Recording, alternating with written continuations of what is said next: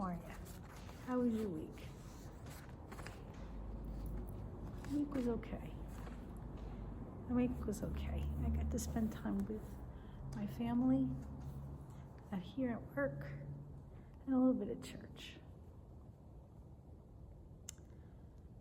I didn't know what I was going to talk about this week, so I talked to my friend, Kathy, and I said, I got nothing. What can you tell me? What can I talk about?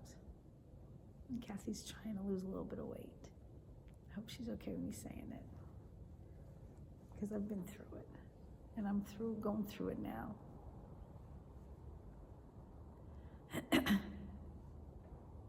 And she said temptation. Now I get that, temptation, because I have many things that I am tempted by, not the least of which is sugar.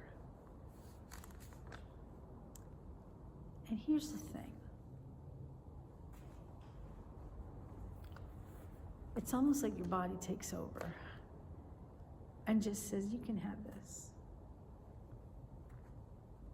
When you kind of know, maybe not so good idea, maybe not such a good idea to have those things, do those things. I looked it up in the Bible about temptation, and in 1 Corinthians 10:13 it says the only temptations you have are the temptations that all people have. But you can trust God. He will not let you be tempted more than you can stand. But when you are, God will also give you a way to escape that temptation, and you will be able to stand it. I don't know specifically what that means, but it seems to me what they're saying is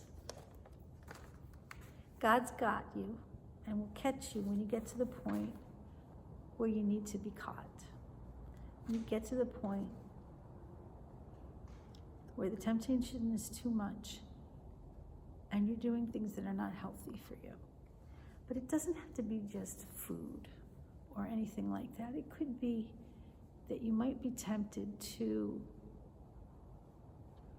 yell at your husband, or you might be tempted to drive on the shoulder to pass cars on a road when it's a lot of cars there.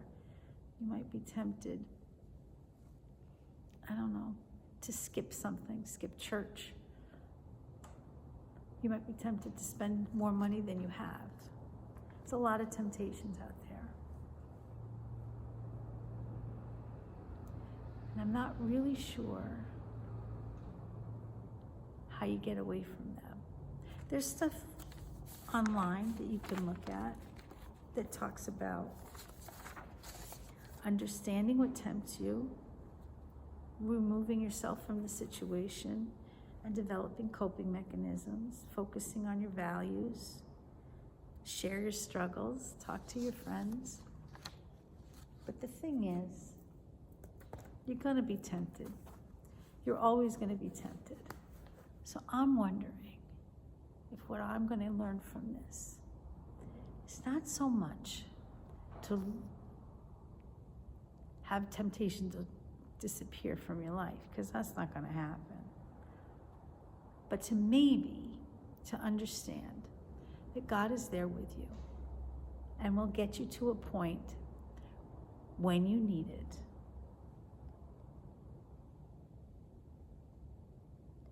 to remove that temptation. I don't know. This doesn't make any sense to me, but here's the thing. Maybe it's not the temptation itself that's the problem. Maybe what it is your reaction to it. That if you can't have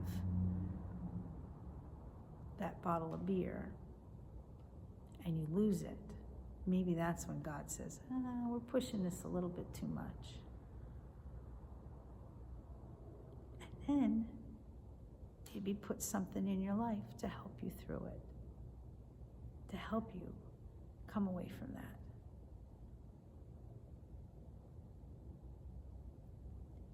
Maybe all we need to learn is that God's got this. And when you get to a point where you can't handle it yourself, He'll come in and rescue you. He'll come in and make it okay. Now, having said all that, we all know that Maybe his definition of rescuing and mine is not quite the same.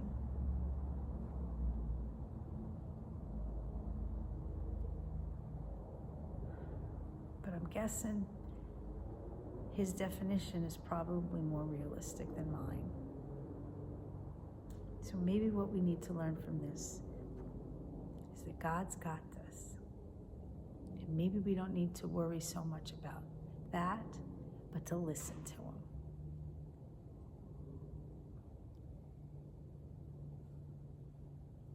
And the next time you get tempted to eat a whole piece of cake, maybe it'll pop in your head and you eat a little bit of the cake and get rid of the rest.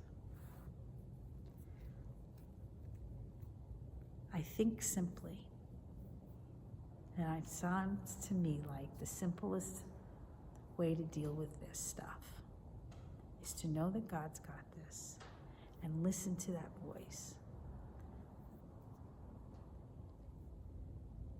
And when it's a little bit too much, when that temptation starts to take over your life, listen to the voice. God's saying, just back off a little bit. I'm not sure if this is right, but I do know that when I listen to God, it usually comes out a little bit better than when I don't. There's a song I found.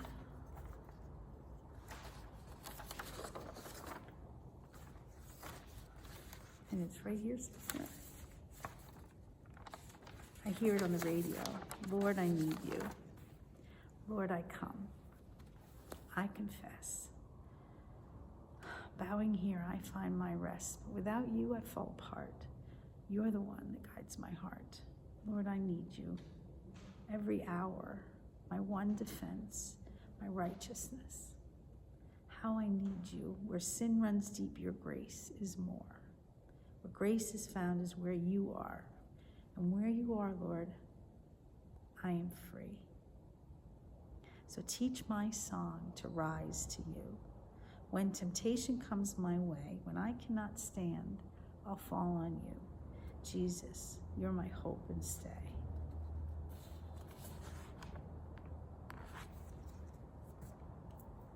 When you're in a place and you're tempted to do something you know is not good for you, when you're in a place and you're tempted to drive a little bit more recklessly, or spend too much money on something you know you don't need, then stop and think. What do you think, God? What should I do? And listen to that voice. And keep it going.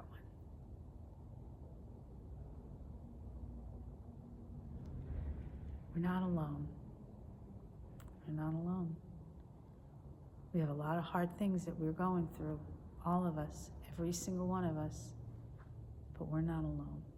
And not only do we have God on our side, but He sent us helpers, like your best friend, your parents,